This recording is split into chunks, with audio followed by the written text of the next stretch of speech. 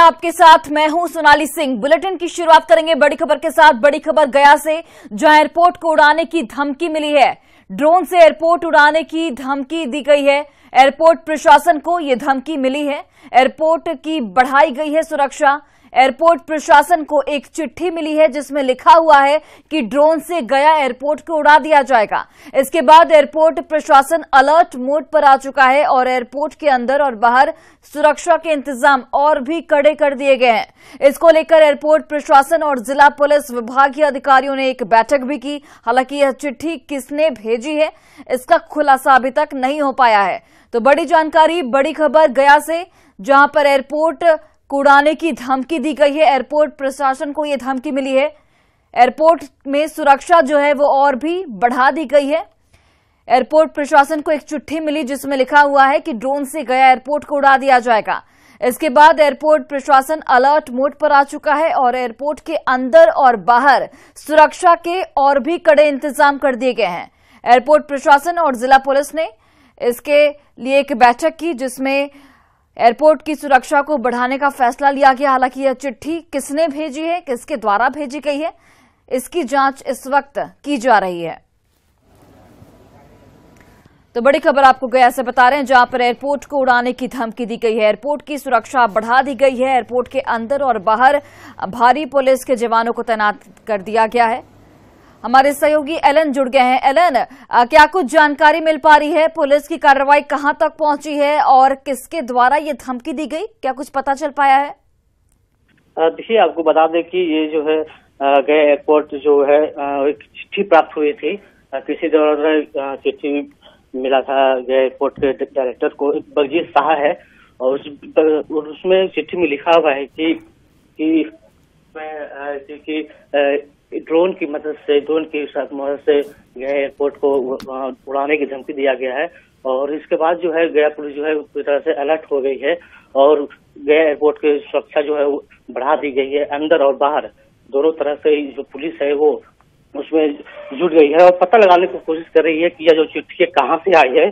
और फिलहाल जो है ये पूरी तरह से इसको लेकर के एक कड़ी सुरक्षा बैठक कर दी गई है और जो मीटिंग है वो काफी तेज कर रही है। फिलहाल पुलिस जो है इस मामले में एक जांच कर रही है और जो इसमें जो लिखा हुआ है, जो चिट्ठी में लिखा हुआ है, इसमें कुछ लोगों का नाम भी आया है, उस नाम को पुलिस पता कर रही है। और बिल्कुल, चलिए एलन, नजर बनाए रखिए। अपडेट के लिए वापस लौटेंगे। फिलहाल बहुत बहुत धन्यवाद। और खबर बेगूसराय के गढ़पुरा से, जहां लोगों ने एसटीएफ के 2 जवानों की उस वक्त जमकर पिटाई कर दी जब वो सिविल ड्रेस में सकरा गांव के पास घूम रहा था। लोगों ने उन्हें अपराधी समझ लिया और दोनों जवानों की पिटाई की गई। इससे मौके पर अफरा तफरी का माहौल बन गया। बताया जा रहा है कि एसटीएफ के दोनों जवान सिविल ड्रेस में किसी अपराधी को ढूंढने के लिए गए थे। लोगों ने उन्हें जब पकड़ा तो वो खुद को एसटीएफ के जवान बताने लगे और खुद को बचाने की कोशिश करने लगे, लेकिन लोगों ने उनकी एक नहीं सुनी और उनकी पिटाई कर दी। बाद में कुछ लोगों ने इसकी सूचना गढ़पुरा थाने पुलिस को दी। मौके पर पहुंची पुलिस ने दोनों जवानों को भीड़ से छुड़ाया। फिलहाल पुलिस पूरे मामले की जांच में जुट गई है। हम लोग देखे थे यहाँ पे आया था अपराधी आए थे बिना मतलब के। लोग पिस्टल यहाँ पे निकाल के घूम रहे थे। मतलब कहाँ पे है, यहाँ पे फिलहाल उस टाइम पीछे था, इसी के फिर देखा पिस्टल लेके तो सब लोग हला हो गया। पकड़ो क्रिमिनल है तो पिस्टल एक फायरिंग कर रही है। क्या फायरिंग में किया? हम लोग पकड़ लिए थे उन लोग का, सब जितने लड़का लोग थे वहाँ पे पकड़ लिए, सब मिल के भाग नहीं पाए। और पटना में लापता हुए एनएमसीएच के डॉक्टर संजय कुमार का अब तक कोई सुराग नहीं मिला है। 2 दिन बाद भी कुछ पता नहीं चलने से परिजन बेहद परेशान है। डॉक्टर संजय कुमार एनएमसीएच में फार्माकोलॉजी विभाग के अध्यक्ष हैं और वे बुधवार की रात अपनी कार से मुजफ्फरपुर जा रहे थे। पुलिस ने गांधी सेतु से लावारिस हालत में उनकी कार बरामद की है, जिसमें उनका दोनों मोबाइल फोन भी मिला है।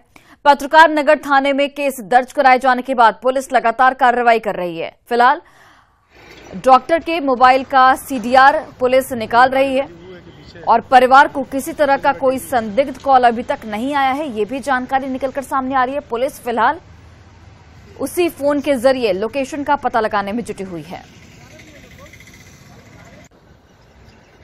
नहीं लग रहा है। हम हमेशा होप करते हैं कि ठीक से हैं, जहाँ भी हैं जल्दी से लौट करके आ जाएंगे। इतने घंटे हो हाँ तो क्या हुआ, वो बोले थे कि हमको 2-3 बजे तक लौट के आएंगे। हो सकता है कि कहीं कोई काम में फंसे आ जाएंगे। क्या अपना मोबाइल यहीं छोड़ के गए या साथ में? नहीं, मोबाइल तो यहाँ रखते थे, लेकिन जब हम गाड़ी खोले रात में तो मोबाइल इसके अंदर था, डैशबोर्ड के अंदर था, लेकिन ऑन था। अभी जो है उनकी मिसिंग कंप्लेंट हमारे पास आई है, तो अभी हम पूरा एफर्ट ले रहे हैं उनको खोजने का। यहाँ पर गंगा ब्रिज में उनकी गाड़ी लगी हुई थी और उनके 2 फोन्स जो है वो यहीं पर हमें मिले थे। तो we are cooperating with the family और जल्द से जल्द जैसे भी होता है, जो भी कंक्लूसिव प्रूफ होता है हम अभी उन्होंने एलिगेशन लगाया है कि इनको माइट भी कोई अनटोवर्ड इंसिडेंट हो गया है। हम लोग CDR ले रहे हैं इनका। उसके अलावा CCTV को हम लोग देख रहे हैं। अभी तक हमारे पास ऐसा कोई साक्ष्य नहीं आ पाया है जिससे कि किसी द्वेष या किडनैपिंग जैसी घटना का वो है। प्रमा फेसी अभी यही लग रहा है कि क्योंकि गाड़ी वहाँ पे लगी हुई है, मोबाइल्स वहाँ पे हैं, आसपास के जो ट्रैफिक पोस्ट हैं वहाँ से हम पूछ रहे हैं। ऐसी घटना के संबंध में हमको अभी तक कोई जानकारी नहीं मिली है। हम लोग और इन्फॉर्मेशन जुटा रहे हैं। अगर इस टाइप की कोई जानकारी मिलती है तो वेल एंड गुड, नहीं तो जो दूसरा एंगल रहता है, हर एंगल के वर्क किया जा रहा है। और शहीद जय किशोर के पिता की गिरफ्तारी और दुर्व्यवहार मामले की जांच तेज कर दी गई है। वैशाली के जंदाहा थाना क्षेत्र के चकफतेह गांव स्थित शहीद के घर पर दूसरे दिन भी जांच टीम पहुंची। शहीद जय किशोर सिंह के पिता राज कपूर सिंह की गिरफ्तारी और उनके साथ किए गए अभद्र व्यवहार के मामले में तूल पकड़ते ही सरकार और जिला प्रशासन हरकत में आ चुकी है। इस मामले में रक्षा मंत्री के हस्तक्षेप और सरकार के निर्देश पर पुलिस मुख्यालय अपराध अनुसंधान विभाग के वरीय अधिकारियों के नेतृत्व में गठित टीम जंदाहा पहुंची और पूरे मामले की जांच की गई। जांच टीम ने काफी देर तक प्रतिमा स्थल के पास विभिन्न पहलुओं की जानकारी ली। दोनों पक्षों से बात कर संबंधित मामले पर बयान लिया गया। जांच टीम ने स्थानीय लोगों से भी बात की। IG पंकज सिन्हा ने बताया कि पुलिस अपना काम कर रही थी, परिजनों से हमारी बात होगी, उनकी जो शिकायत है उसको सुनेंगे, जो आरोप है उसकी जांच चल रही है, बिना जांच किए कोई कार्रवाई नहीं हो सकती। जानकारी आप सभी को है जी। मैं स्थल निरीक्षण के लिए आया था, वो कर लिया। क्या कुछ देखा आपने? उनका एक स्मारक बना हुआ है, बस वही तो मेन चीज वही था कि हमको देखना है उनका स्मारक।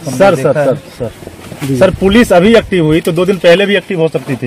ऐसा नहीं कहा जा सकता है, पुलिस अपना काम कर रही थी, पुलिस अपना काम कर रही थी। परिजन तो कुछ और आरोप लगा रहे हैं।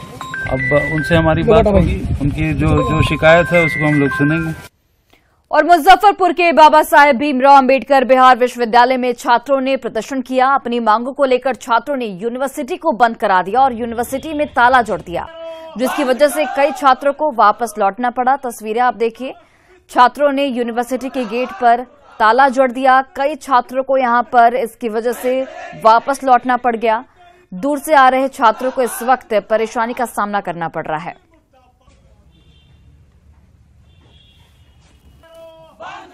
भ्रष्टाचार के विरोध में यहाँ पर धरना किया गया है। यहाँ पर एक भ्रष्टाचार का क्या मामला है? भ्रष्टाचार का मामला है कि यहाँ पर एक ही पद पे 3 पद का माने कि पदभार दिया गया है CCDC मैडम को, और अवैध बहुत निकासी हो रहा है। कौन है वो CCDC? अमृता शर्मा, डॉक्टर अमृता शर्मा। कौन सा पद उनको दिया गया है? वो CCDC ऑफिस का भी प्रभार है, रामदयालु सिंह कॉलेज के प्रिंसिपल। और बेगूसराय में विभिन्न मांगों को लेकर TT और STT पास शिक्षकों ने अनिश्चितकालीन अनशन शुरू कर दिया है। हड़ताली चौक पर अनशन पर बैठे शिक्षकों का आरोप है कि NIOS प्रशिक्षित शिक्षकों का पूर्व की भांति वेतन और एरियर का भुगतान किया जाए, साथ ही 15% वेतन वृद्धि के साथ लंबित वेतन का भी अविलंब भुगतान किया जाए। इसके अलावा नवगठित नगर निकाय के 8 किलोमीटर की परिधि में स्थित विद्यालयों के शिक्षकों को शहरी आवास भत्ता का भुगतान किया जाए। आंदोलन की राह पर उतरे TT शिक्षकों का ये कहना है कि उनके साथ विभागीय भेदभाव बंद होना चाहिए। रही है कि आप जो है 31/3/2019 को प्रशिक्षित नहीं हुए थे, आप 22/5/2019 को प्रशिक्षित हुए। इसमें तो शिक्षक कहीं से दोषी है नहीं, क्योंकि प्रशिक्षण देने का काम भी सरकार का था, प्रशिक्षण दिलवाया भी गया सरकार के संस्था के द्वारा, परीक्षा भी लिया गया सरकार के संस्था के द्वारा, और परीक्षा फल का प्रकाशन भी हुआ सरकार के ही संस्था के द्वारा। लेकिन अब सरकार कह रही है, बिहार सरकार, कि नहीं, आप प्रशिक्षित नहीं है, इसलिए आपको नवनियुक्त यानी नए शिक्षक के रूप में आपको माना जाएगा। इससे हमारा वित्तीय नुकसान है, उसके बाद हमारे कैरियर का नुकसान है। जो हम 2014 में या 13 में या 12 में जो बहाल हुए शिक्षक, वो आप 2019 में जाकर नवनियुक्त नए टीचर बन जाएंगे तो उनके। और वहीं एलजेपी रामविलास के प्रदेश कार्यालय में नागालैंड विधानसभा में जीत के बाद जश्न मना। पार्टी के प्रवक्ता और कार्यकर्ताओं ने एक दूसरे को गुलाल लगाया और मिठाई खिलाई। उनका कहना है कि होली से पहले ही होली की खुशियां मिल गई हैं। बता दें आपको कि नागालैंड में चिराग पासवान की पार्टी को 2 सीटों पर जीत मिली है। नागालैंड विधानसभा में 2 सीटों पर विजय हासिल करते हुए लोजपा ने कुल वोटों का 9% हासिल किया है। आप देख सकते हैं हमारे प्रदेश कार्यालय में क्या जश्न का माहौल है, खुशी का माहौल है। पूरे बिहार के लोजपा के कार्यकर्ताओं में एक जश्न का माहौल है। ये बेहद खुशनुमा नजारा है हम लोगों के लिए और अत्यंत प्रसन्नता की बात है। और यह सब हासिल हुआ है हमारे पार्टी के राष्ट्रीय अध्यक्ष आदरणीय श्री चिराग पासवान जी की पार्टी की एक बड़े विजन के साथ काम करने की जो नीति उन्होंने बनाया है, जो देश हित और प्रदेश हित की जो वो बात करते लगातार जन समस्याओं को लेकर मुखर रहते हैं, उसका ये परिणति है। और नागालैंड चुनाव में जेडीयू के परफॉर्मेंस पर उपेंद्र कुशवाहा ने कहा कि सीएम नीतीश कुमार और ललन सिंह पर तंज कसा है तो नहीं, बीजेपी की जीत की बधाई दी है। जनता दल के नेता लोगों का भरम टूटना चाहिए। हमने बार बार कहा कि पार्टी बर्बाद हो रही है, समाप्त हो रही है। मेरी बातों पर ध्यान नहीं दिया गया, अनसुना किया गया, लेकिन अब तो उनको पता चल रहा होगा कि कैसे पार्टी बर्बाद हो रही है। बिहार में पार्टी मूल रूप से है। बिहार में अगर पार्टी का आधार खिसक गया तो दूसरे राज्यों में क्या होना है? कुछ नहीं होना है। यही सच है। बिहार में थोड़ी ताकत रहेगी तभी दूसरी जगह के लोग थोड़ी ताकत देंगे। बिहार में जेडीयू की ताकत खत्म तो नागालैंड में क्या होना है? कहीं कुछ नहीं होना है। जो हुआ, आरजेडी का थोड़ा अस्तित्व बिहार में रहेगा, जेडीयू का कोई अस्तित्व नहीं रहेगा। लेकिन आरजेडी का भी बिहार से बाहर कुछ नहीं होने वाला है। बिहार के लोगों को मालूम है, बिहार से बाहर के लोगों को मालूम है कि आरजेडी का मतलब क्या होता है। बिहार में थोड़ी जो जातीय व्यवस्था के इर्द गिर्द वोटिंग होता है, उसके चलते आरजेडी की थोड़ी ताकत यहाँ रहेगी, वरना दूसरे कोई लोग आरजेडी को नहीं पसंद करते हैं। यह बात सबको मालूम है। और अपने पदयात्रा के दौरान सिवान पहुंचे चुनावी रणनीतिकार प्रशांत किशोर ने विभिन्न प्रखंडों में घूम घूम कर लोगों से मुलाकात की और सभा की। इस दौरान प्रशांत किशोर ने बड़ा बयान दिया। उन्होंने कहा कि बिहार में जो किसान खेती कर रहे हैं वो बस खाने भर के लिए ही हैं, कमाने वाले नहीं। इसलिए बिहार के किसान अन्य राज्यों से गरीब हैं। साथ ही सरकार पर निशाना साधते हुए कहा कि इस बार वोट नली गली के लिए नहीं पड़ेगा, वोट उस नेता को मिलेगा जो शिक्षा, रोजगार और किसान को लाभ पहुंचाने के लिए काम करेगा। 100 में 40 आदमी खेती करता, उनमें 35 आदमी के पास 1.5 बीघा से कम जमीन बा। तो बिहार में जो खेती करता वो कमाने वाली खेती नहीं है, वो खाने वाली खेती है। आप उतना ही उपजाते हैं या उतना ही उपजा पाते हैं जिससे आपका बाल बच्चा का पेट भर जाए, उसको बेचकर कोई आमदनी नहीं कर सकते हैं। तो 100 में 4 आदमी खेती ऐसा करतड़न जे खेती करके पैसा कमाता। भारत में प्रति व्यक्ति आए बा 1,45,000 रुपया, बिहार में प्रति व्यक्ति आए बा 35,000 रुपया। और पूर्णिया की बायसी में भीषण अगलगी की घटना में 6 घर जलकर राख हो गए। सकरबलिया गांव में खाना बनाने के दौरान एक घर में आग लग गई और देखते ही देखते आसपास के और 5 घरों को इस आग ने अपनी चपेट में ले लिया। भीषण अगलगी की घटना में लाखों का सामान जलकर राख हो गया। तस्वीरें आप देखिए, 6 घर जलकर यहां पर राख हो गए। हालांकि कड़ी मशक्कत के बाद इस आग पर काबू पा लिया गया है। खाना बनाने के दौरान निकली चिंगारी से ये आग लगी। ये अनाज जो है रखा हुआ था घर में, और जो है कि कपड़ा लत्ता और सब सामान रखा हुआ था। सब सामान उसमें से कुछ भी सामान नहीं निकला, क्योंकि आग ही इतना जोर से लगा जो कि अंदर जाने का मौका ही नहीं मिला किसी को कोई चीज निकालने का। सारा सामान उसी अंदर में ही जल के राख हो गया। 5 आदमी का तो घर पूरा जल के राख हो गया। बाकी जो 2 घर था उधर जो साइड में, उसको तोड़ के हटाना पड़ा, नहीं तो और भी 5-7 घर जल के राख हो जाता। और सिवान में हुई सड़क हादसे में 2 लोगों की दर्दनाक मौत हो गई। घटना बसंतपुर थाना क्षेत्र की है। हादसा तब हुआ जब भाई बहन बाइक पर बाजार से लौट रहे थे, लेकिन मुड़ा गांव के पास पेट्रोल पंप के पास बाइक ट्रक से टकरा गई। जिस लड़की की मौत हुई है उसकी मई महीने में शादी थी। मौत के बाद घर वालों में दुखों का पहाड़ टूट पड़ा है। पेट्रोल पंप के सामने वो बच्ची जो है और जो लड़का जो आ रहा था आपका जो है कि बसंतपुर से बीच में टक्कर मारने की वजह से ट्रक का आगे आ गया, जिसके चलते जो है दोनों बच्चियां, एक बच्ची और जो है कि एक बच्चा जो है कि आपको ट्रक के चपेट में आ जाने से स्पॉट डेथ हो गई। और वहीं जमुई के सिकंदरा में दर्दनाक सड़क हादसे में 3 लोगों की मौत हो गई। घटना पिरहिटा गांव की है, जहां एक ट्रक ने बाइक सवार 3 लोगों को रौंद दिया, जिसमें 2 महिला और 1 महीने की बच्ची शामिल है, जबकि बाइक सवार युवक गंभीर रूप से जख्मी बताया जा रहा है। मरने वाली दोनों महिलाएं स्नातक की परीक्षा देकर लौट रही थी।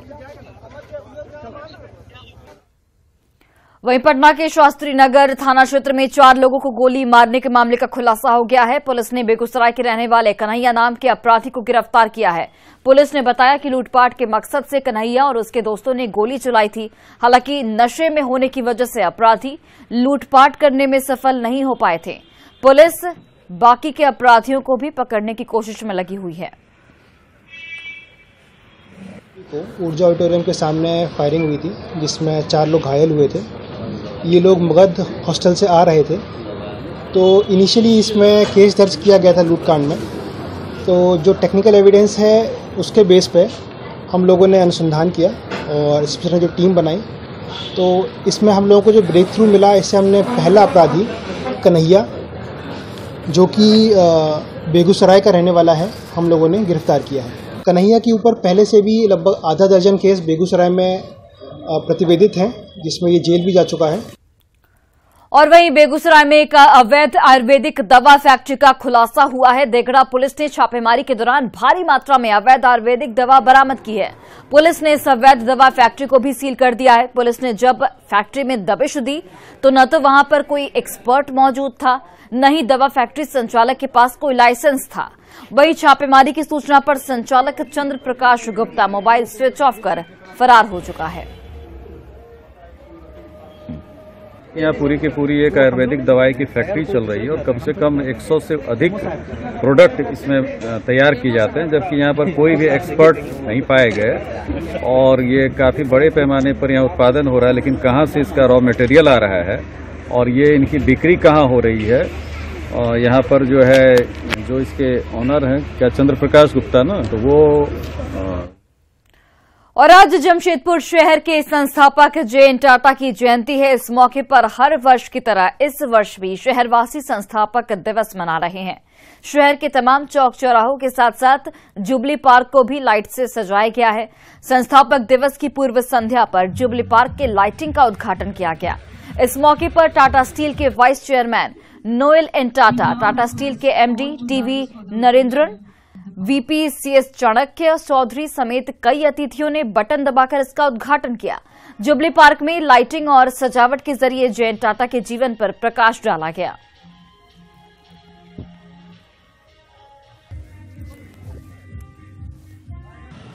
And Tata are both an integral part of the history of the Tata Group, and I have been visiting Jamshedpur several times ever since I was 10 years old, and I'm delighted to be here again. Thank you. इस शहर को जिस तरह से सजाया गया है, ये वाकई बहुत खूबसूरत नज़ारा है और हमें लगता है कि इस तरह के नज़ारा किसी और शहरों में शायद देखने को नहीं मिलता है। तो ये वाकई शहर के लिए गौरवान्वित होने वाला बात है कि हम इस शहर में निवास करते हैं और जितनी खूबसूरती से इसे सजाया जाता है लाइटनिंग से, हमें लगता है कि शहर के लिए कह सकते हैं ये दूसरी दीपावली है। जब मैं भी जमशेदपुर को अगर डिफाइन करती हूँ तो जमशेदपुर इक्वल्स टू सुकून, क्योंकि जमशेदपुर में क्लीन सिटी जमशेदपुर कहा जाता है, ग्रीन सिटी जमशेदपुर कहा जाता है।